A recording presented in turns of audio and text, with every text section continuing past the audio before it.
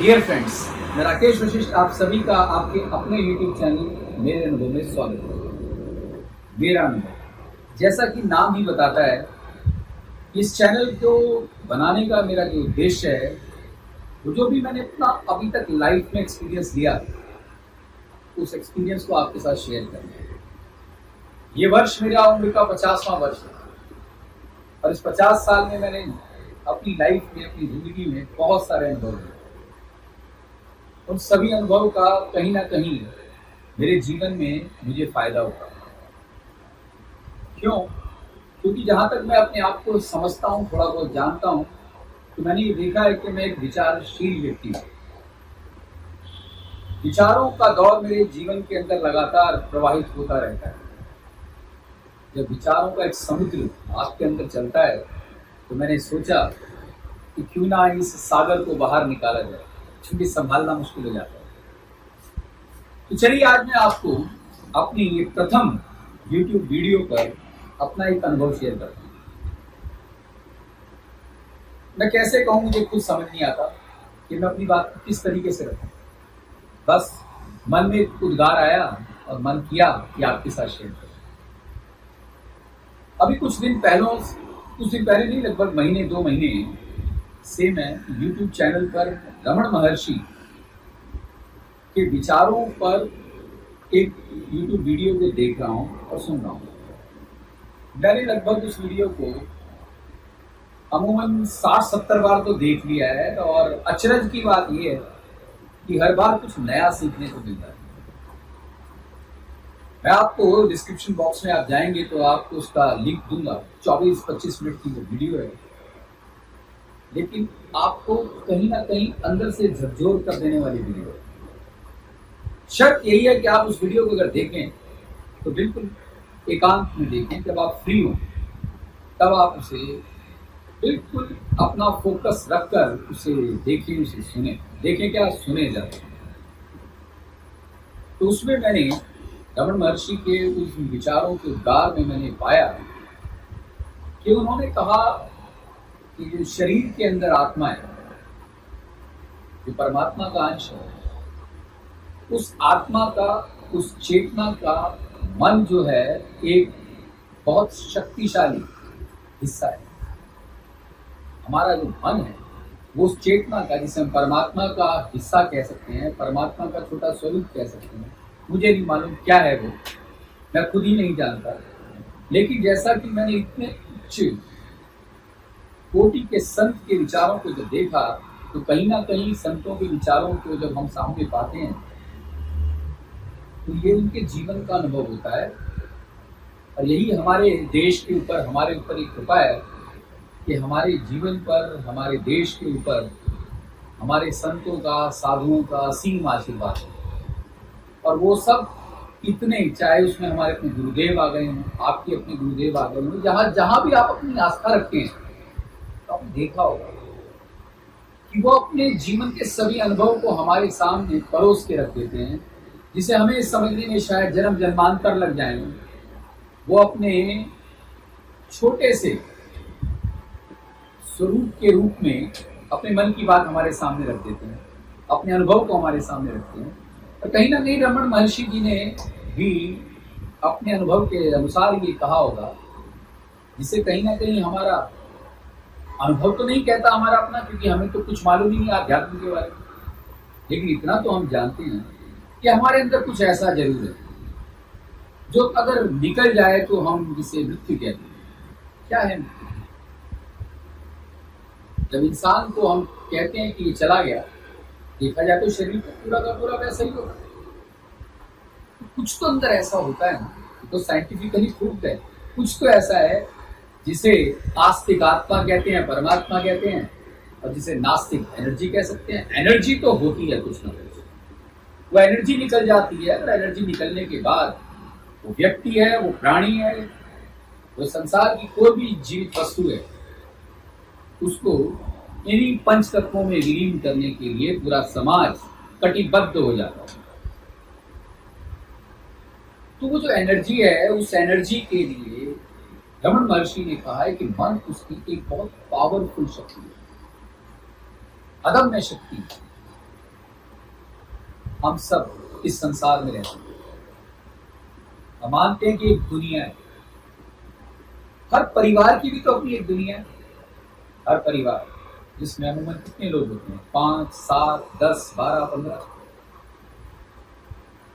तो एक जो परिवार है, उस परिवार में रहने वालों को अमूमन ये कहा जा सकता है कि इस परिवार की दुनिया है।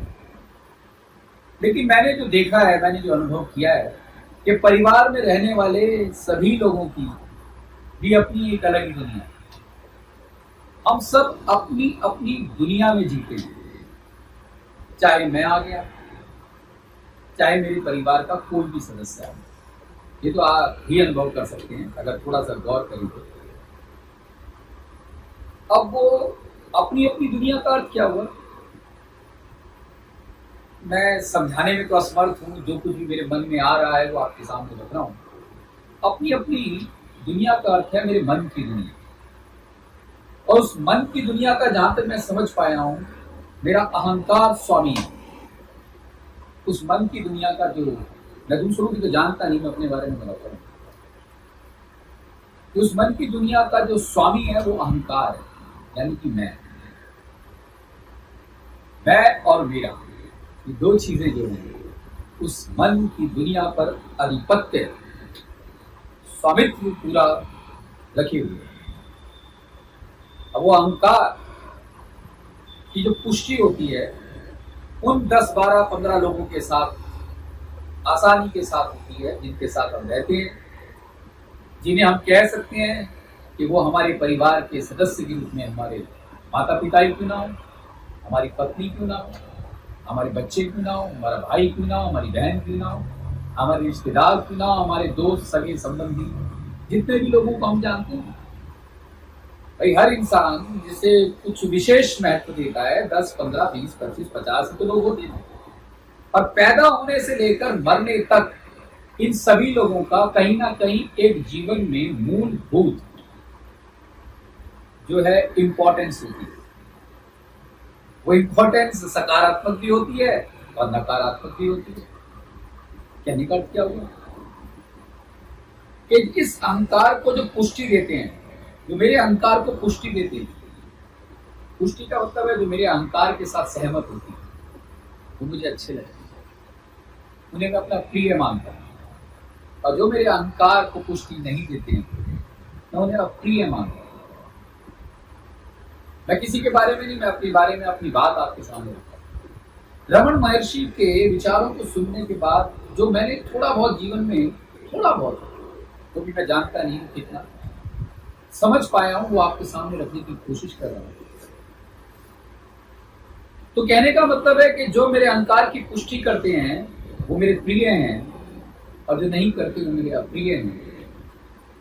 लेकिन मजेदार बात यह है कि जो मुझे प्रिय है वो किसी दूसरे को अप्रिय है, और जो मुझे अप्रिय है वो किसी दूसरे को प्रिय है। तो एक बहुत बड़ा क्वेश्चन खड़ा हो गया, प्रिय और अप्रिय का मतलब है कि ये इंसान अच्छा है, ये इंसान बुरा है। हम सब ने अपनी अपनी दुनिया के अंदर लोगों को दो हिस्सों में बांट दिया, अच्छे लोग और बुरे लोग, जिन्हें, यानी कि अच्छाई और बुराई के रिलेटिव टर्म नहीं हो गया। जो मेरे लिए अच्छे हैं दूसरे के लिए बुरे, जो मेरे लिए बुरे हैं वो दूसरे के लिए अच्छे हैं। तो कौन अच्छा है कौन बुरा है? तो मैंने एक बहुत बड़े संत को सुना है, लगातार सुन रहा हूँ, और हमारे देश का ये अहोभाग्य है कि हम अपने संतों को सुनते हैं, जिसमें हमारे अपने पूज्य गुरुदेव हैं, गुरुदेव श्री गोविंद महाराज जी, सदगुरु आप सभी जानते हैं, बहुत प्रचलित संत। उन्हें कई बार मैंने सुना ये कहते हुए कि ना तो कोई अच्छा है ना कोई बुरा है, मैं व्यक्ति को ऐसे ही देखता हूं जैसा वो है। बड़ी कठिन स्टेटमेंट है कि मैं व्यक्ति को वैसे ही देखता हूं जैसा वो है। अरे हम कैसे देख सकते हैं कोई कैसा है? हम तो सिर्फ उसे अपनी दृष्टि के अनुसार ही देखते हैं, और हमारी दृष्टि में अगर वो हमारे लिए फिट बैठता है तो वो अच्छा हुआ, अगर फिट नहीं बैठता है तो वो बुरा हुआ। जीवन ऐसे ही चलता रहता है। जीवन है, घटनाक्रम चलता है। ऐसा भी होता है कि कुछ लोग जिनके साथ हम बहुत क्लोज होते हैं, चाहे वो अपने परिवार के लोगों से लेकर रिश्तेदारी तक, फ्रेंड सर्कल तक, समाज तक के जाने माने लोगों में आ गया, कभी ना कभी कोई ना कोई वक्त के अनुसार साथ छोड़ के जाता ही है। जैसे हमारे जीवन में हमारी माँ ने हमारा साथ छोड़ के एक उम्र पूरी होने के बाद इस संसार से विदा हो गई। तो जब कोई प्रिय जाता है तो कितनी चोट मिलती है, कितना दुख होता है, अत्यंत दुख होता है। लेकिन कभी कोई अप्रिय जाता है तो भी एक इंसानियत के नाते एक इंसान, अच्छा इंसान तो ये कहेगा जरूर ये बहुत दुख की बात है, हम मानते हैं दुख की बात है, लेकिन वो दुख की इंटेंसिटी उतनी गहरी नहीं होती जितनी गहरी एक प्रिय इंसान के जाने के बाद होती है। तो इसके पीछे रीजन क्या है? क्या इसके पीछे उस प्रिय व्यक्ति के प्रति मेरा प्रेम है, वो मोह है कि जिसके कारण मैं दुखी हो रहा हूं? मुझे इसमें कोई सच्चाई नजर नहीं आती। मैंने तो ये देखा कि अगर कोई प्रिय इंसान जीवन से निकल जाता है, चला जाता है, छोड़ के संसार से चला जाता है, तो अपार दुख का जो कारण है वो अहंकार की पुष्टि अब कौन करेगा? अभी बहुत छोटी सी बात आपसे कहता हूँ। अभी 4-5 दिन पहले ही हमारे घर में हमारा एक पालतू डॉग ब्रूनो की डेथ हो गई। बच्चों को लगाव था, खुद मुझे भी बहुत लगाव था उससे, तो अत्यंत दुख हुआ। अरे घर का एक हिस्सा था, एक सदस्य था, 10-12 साल उसने अपने जीवन के हमारे साथ बिताए हैं। तो बच्चों को एक वॉइड सा महसूस हुआ, बहुत ज्यादा महसूस कर रहे, बड़े दुखी, दिन और रात उनके अंदर से उसकी याद जा ही नहीं, रो रो कर दुखी हो रही। तो मैंने एक से पूछा जो जरूरत से ज्यादा दुखी हो रहा था, एक बात बता, तुझे दुख क्यों हो रहा है उसके जाने? तो उसने ये कहा कि वो आता था, मुझसे देख के खुश हो जाता था, मुझे ऊपर चढ़ता था, मुझसे बहुत लगाव रखता था, मुझे उससे बहुत ज्यादा जो है अपनापन महसूस होता था, प्यार महसूस होता था। तो यानी कि उस डॉग से मेरे घर के उस बच्चे को एक अनकंडीशनल कह सकते हैं प्रेम महसूस होता था। उसकी इंपॉर्टेंस उसको लगती थी कि मेरी इंपॉर्टेंस ये डॉग सिद्ध कर रहा है। अब मेरी इंपॉर्टेंस कौन सिद्ध करेगा? मैंने उसे कहा आपको तो दुख इसलिए नहीं हो रहा, वो चला गया, तुझे दुख इसलिए हो रहा है कि तेरी इंपॉर्टेंस को उस लेवल से कौन करेगा जो ब्रूनो करता था। बड़ी छोटी सी बात है, बहुत छोटी सी। एक जानवर जो कि इस धरती से चला गया, हमारे परिवार का हिस्सा था, मैं उसके बारे में बता रहा हूं। ऐसे ही हमारे जीवन के अंदर कुछ अपने अपने सगे संबंधी होते हैं जो जीवन भर भी साथ निभा देते हैं और जो शायद बीच में छोड़ के भी चले जाते हैं। मेरा अपना अनुभव अपनी माँ के साथ ऐसा रहा। हमारी माँ मेरे अनुसार ज़रा जल्दी चली गई, अभी वो और जी सकती थी। बड़ा दुख हुआ, बड़ा दुख हुआ। 4-6 महीने दुख दिखाया तो जा नहीं सकता, वो अंदर की फीलिंग दिखाकर कुछ मिलता भी नहीं। लेकिन मैंने क्या अनुभव किया कि वक्त के साथ साथ ये दुख कम होता चला। क्यों? क्योंकि बहुत कुछ ऐसा तो हमें हमारी माँ से मिल रहा था, वो प्रेम के रूप में जो मिल रहा था, वो जो सिक्योरिटी के रूप में जो मिल रहा था, वक्त के साथ साथ उसका भुलाव शुरू हो गया, उसे भूलना शुरू हो गया। और एक स्थिति ऐसी आई अपने जीवन के अंदर, बिजीनेस कह लो या कोई भी कारण कह लो, कि जब कभी बैठ के शांति से बैठते हैं तो ही माँ की याद आ पाती है। अदरवाइज इतनी प्रिय लगने वाली माँ अब कभी कभार ही याद आती है। क्यों? क्योंकि अहंकार को किसी भी कीमत पर यह बर्दाश्त ही नहीं है कि उसकी इंपॉर्टेंस जो है, वो जो मन की दुनिया का स्वामी अहंकार है, कि उसकी इंपॉर्टेंस को जो दे रहा था, बड़ा अच्छा लग रहा था, चला गया, दुख बहुत ज्यादा हुआ। धीरे धीरे धीरे धीरे वो इतना स्वार्थी अहंकार है, उस प्रियजन को भी भूल गया, क्योंकि अब उसने अपना डाइवर्ट करके अटेंशन किसी दूसरी वस्तु पर कह लो, व्यक्ति पर कह लो, या घर में रह रहे किसी पालतू जानवर को कह लो, उससे अब मिलना शुरू हो गया तो उसका पूरा फोकस वहां चला गया। पता नहीं मैं अपनी बात समझा पा रहा हूँ या नहीं। मैं कोई संत नहीं, बड़ा आराम सा साधारण सा हजार कमियों वाला एक आम इंसान। बस मैं कहना ये चाहता हूँ कि जीवन की ये एक तरीके से पशोपेश है कि ये पशोपेश में कहीं ना कहीं चिंता है, कहीं ना कहीं इंसान के मन में प्रेम है, कहीं ना कहीं इंसान के मन में ईर्ष्या है, कहीं ना कहीं इंसान के मन में द्वेष है, जो मैं चारों तरफ काफी बार नोट करता हूँ। इस ईश्वर की कृपा है। ये चीज भगवान ने जीवन में बहुत अच्छी दी है कि ईर्ष्या और द्वंद्व किसी के प्रति नहीं।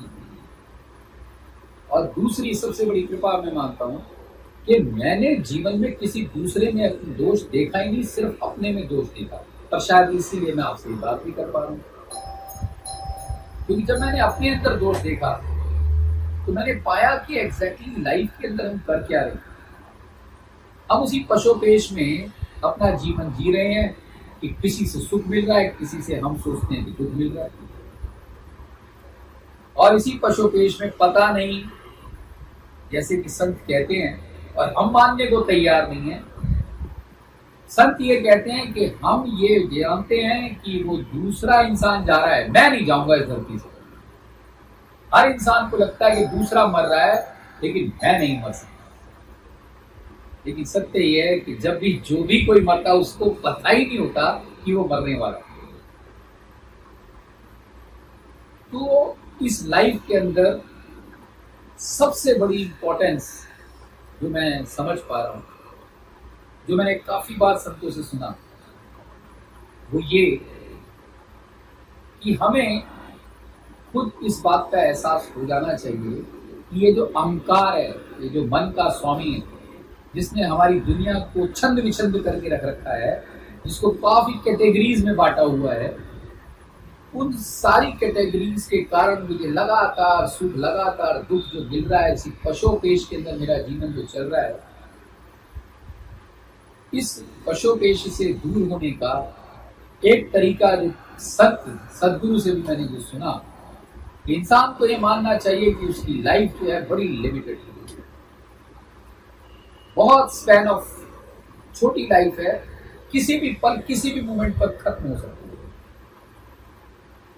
हम भागवत की कथा सुनते हैं, राजा परीक्षित, जिनको ऑलरेडी पहले से ही पता था कि वो 7वें दिन मृत्यु को प्राप्त होने वाले हैं, वो तो बल्कि भाग्यशाली थे कि उनको पहले से ही मालूम था कि 7 दिन के बाद मेरी मृत्यु निश्चित है। लेकिन हम लोगों को लगता है कि हम तो अभी 50, 60 साल, 70 साल जीने वाले हैं, पता अगले पल का नहीं, लेकिन भरोसा नहीं होता। और इस बात का भरोसा ना होने से हम अपने जीवन के प्रति बहुत ज्यादा अनअवेयर रहते हैं। अनअवेयर एटीट्यूड के साथ हम अपने जीवन को जीते हैं और इसी पशोपेश में हम अपने अहंकार को और पोषित करते हैं। अगर किसी व्यक्ति को ये पता हो कि वो ठीक 10 मिनट के बाद, 1 घंटे के बाद धरती से चला जाएगा, तो क्या उसके मन में किसी के प्रति द्वेष रहेगा?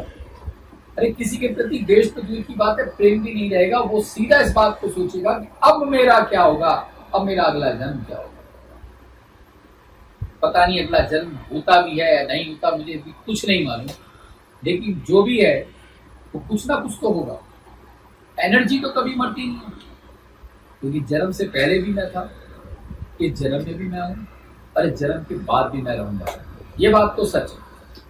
इस बात का एहसास तो कहीं ना कहीं अंदर से जरूर होता है कि मैं इससे पहले भी था और इसके बाद भी रहूंगा। लेकिन जब इससे पहले था, जब मैं इससे पहले किसी दुनिया में था, तो वो भी एक दुनिया थी, एक संसार था। उस समय के अहंकार की वो दुनिया थी, वहां भी चिंताएं थी, वहां भी सुख था, वहां भी दुख था। कहाँ है आज वो? एक पल के लिए, क्षण के लिए भी कुछ याद आता है?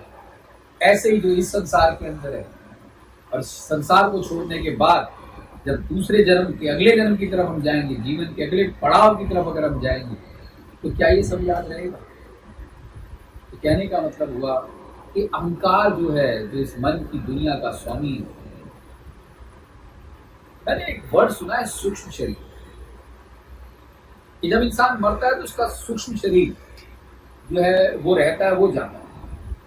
मुझे लगता है सूक्ष्म शरीर विचारों का गठबंधन है।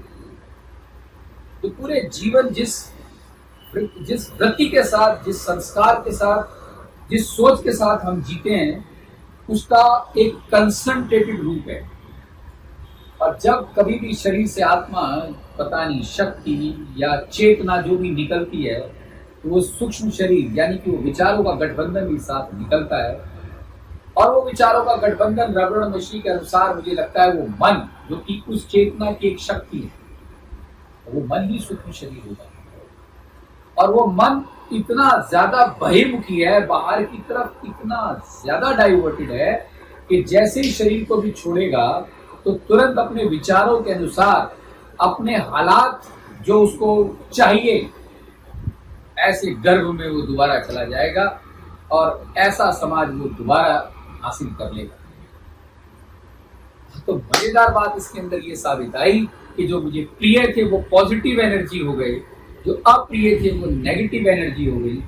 और चाहे वो कोई प्रिय हो चाहे कोई अप्रिय हो, पॉजिटिव और नेगेटिव एनर्जी, यानी कि दोनों में विचार तो 100% है कि ये अच्छा है तो भी वो मेरे दिमाग में है, ये बुरा है तो भी मेरे दिमाग में है। अब इस वृत्ति के साथ मैं संसार से जाऊंगा और अगला जन्म लूंगा, तो सीधी सी बात है, मैं इन्हीं लोगों के साथ अपने जीवन को, इन्हीं आत्माओं के साथ, इन्हीं चेतना के साथ अपने अगले जीवन को देखूंगा।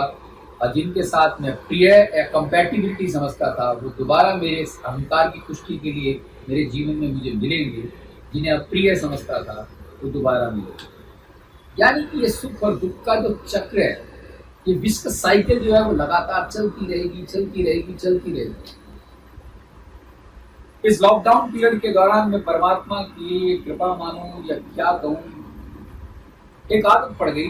रात को सोने से पहले महादेव सीरियल है, आप सब जानते होंगे, लाइफ ओके पर पहले आया करता था। उस सीरियल को मैंने निरंतर देखना शुरू किया।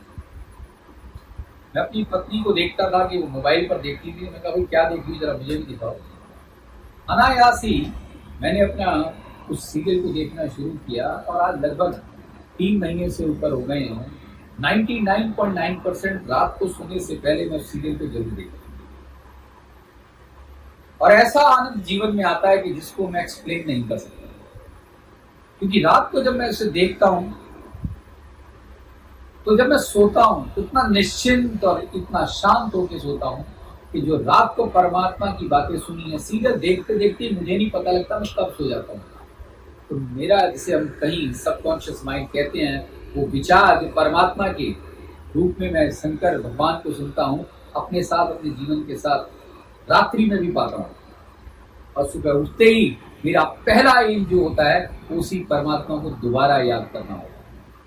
मैं नहीं जानता ये शंकर भगवान के प्रति मेरी भक्ति है या क्या, पर इतना मैं कह सकता हूँ मुझे कुछ लगाव होता है, उस परम शक्ति के साथ कहीं ना कहीं कोई लगाव होता है।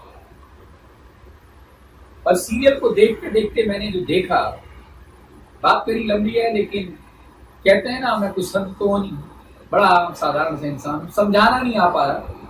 बस एक बात आपको जरूर बताना चाहूंगा कि पार्वती माँ ने जन्म जन्मांतर तक तपस्या कर तब शंकर भगवान को पाया। तो उन्होंने देखा कि एक गुफा के अंदर बहुत सारी आत्माएं जो हैं तड़प रही हैं। पार्वती माँ ने देखा शंकर भगवान वहां बैठे हैं और उनकी आंखों से आंसू निकल रहे। तो पार्वती माँ ने उनसे कहा कि इतनी आत्माएं आपके सामने तड़प रही हैं, आप इनका उद्धार करते क्यों नहीं? तो भगवान ने कहा कि मैं इनका उद्धार करने में असमर्थ हूं।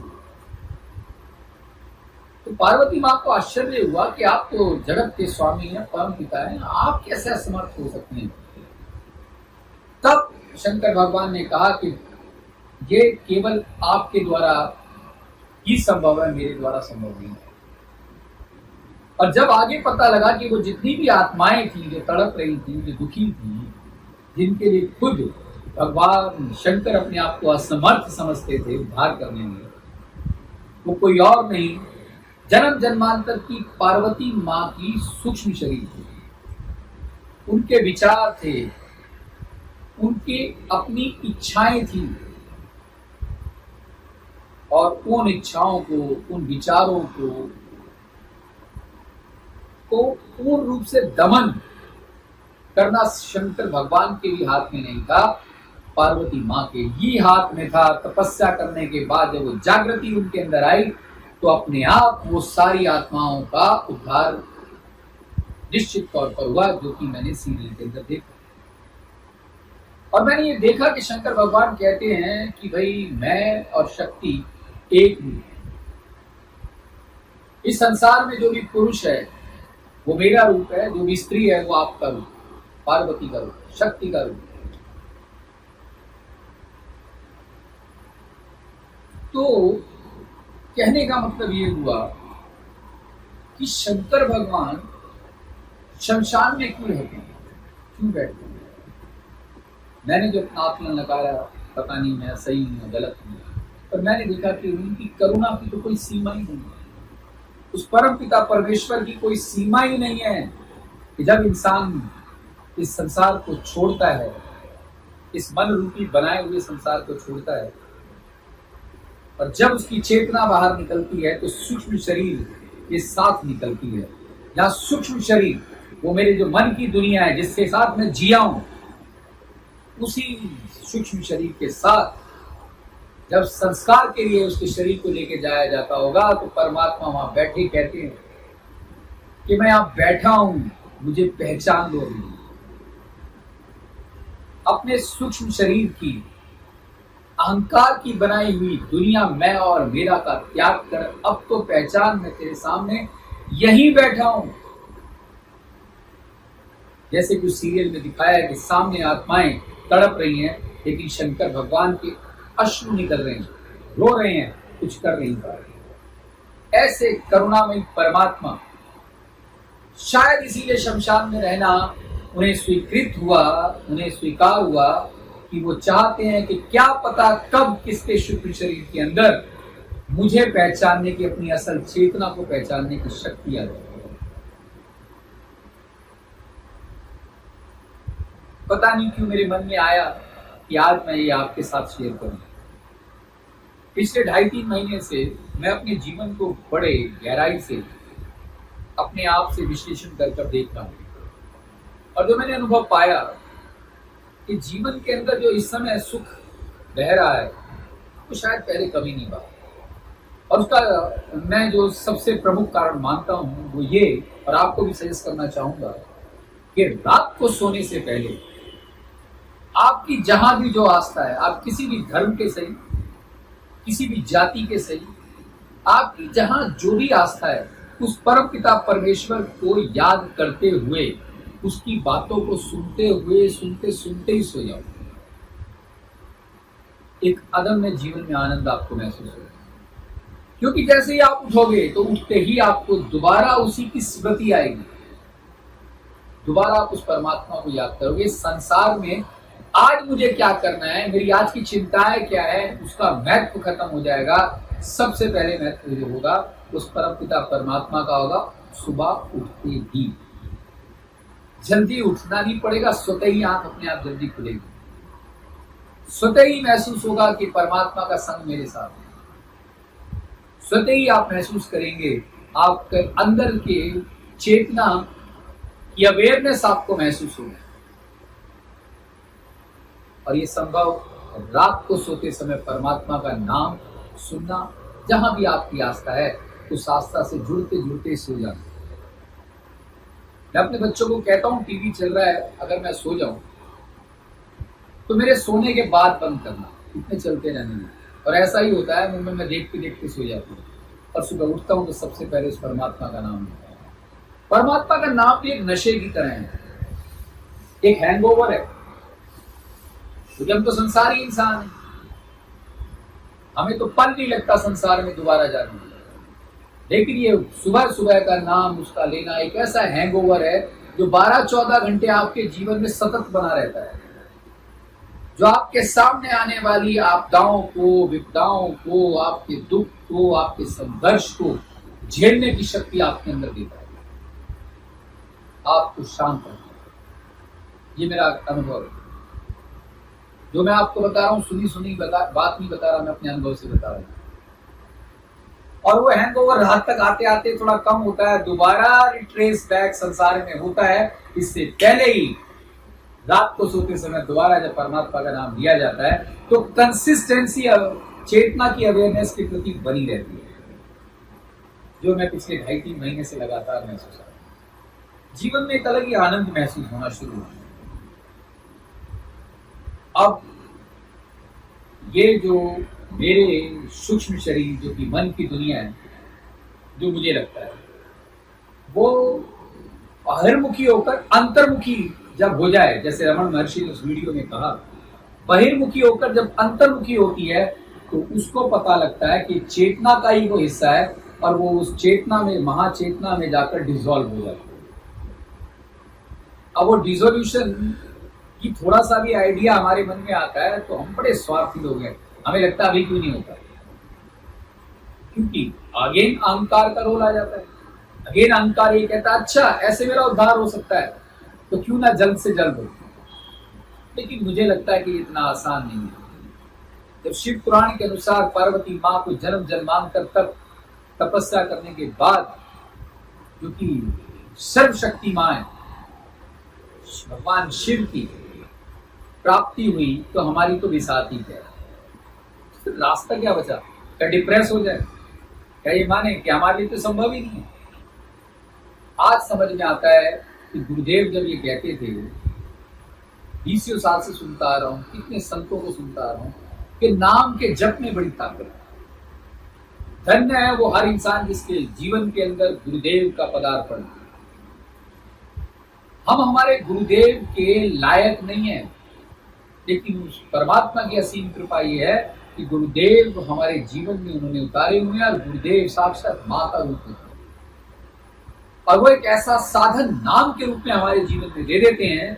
और जो मुझे समझ आया है कि हम कितना ही बहिर्मुखी रहें, लेकिन रात को सोते समय और सुबह उठते ही हम उस परमात्मा को याद रखेंगे तो उस हैंगओवर के दौरान हम लगातार अपने गुरुदेव के द्वारा दिए गए नाम, उस परमात्मा के नाम का अपने अंदर लगातार स्मरण करते रहेंगे और उस परमात्मा पे छोड़ देंगे। परमात्मा पे छोड़ने का मतलब क्या? कार्तिकेय जो भगवान शिव के पुत्र थे, उनको ये वरदान प्राप्त था कि ताड़कासुर नाम के राक्षस का वध केवल कार्तिकेय के द्वारा ही हो सकता है और इस संसार में कोई और उसका वध कर ही नहीं सकता।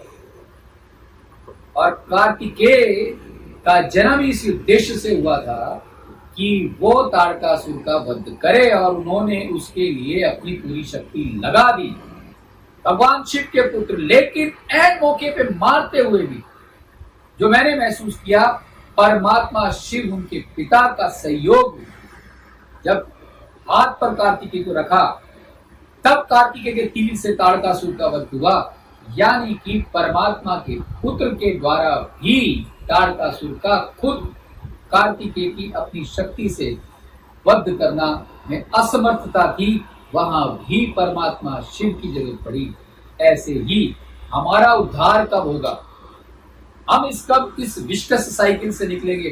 कब इस सुख दुख ईर्ष्या जीत हार, हम कह सकते हैं मान सम्मान अपमान, इन सब चीजों से हम कब निकल सकते हैं? ये हमारे लिए संभव नहीं है।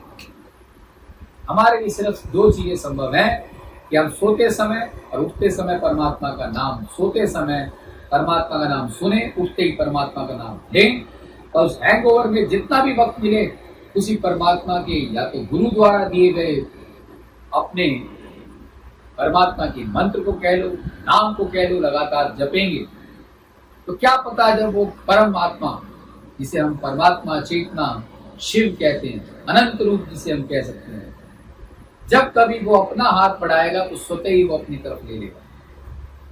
और वो कब लेगा हमें उसकी चिंता करने की भी कोई जरूरत नहीं। अगेन क्योंकि मन बहुत स्वार्थी होता है ना, वो तो यही चाहता है कि जो चीजें उसे अच्छी लगे उसे तुरंत मिल जाए। तो ये जो मन की दुनिया है, जिसे सूक्ष्म शरीर या हम मन का संसार कह सकते हैं, वो बहिर्मुखी से अंतर्मुखी होने की प्रक्रिया भी मैं नहीं जानता, संत जानते हैं। संतों में और हमें सिर्फ एक ही फर्क है, क्योंकि कोई मन की दुनिया नहीं है और हमारे सिर्फ मन की दुनिया।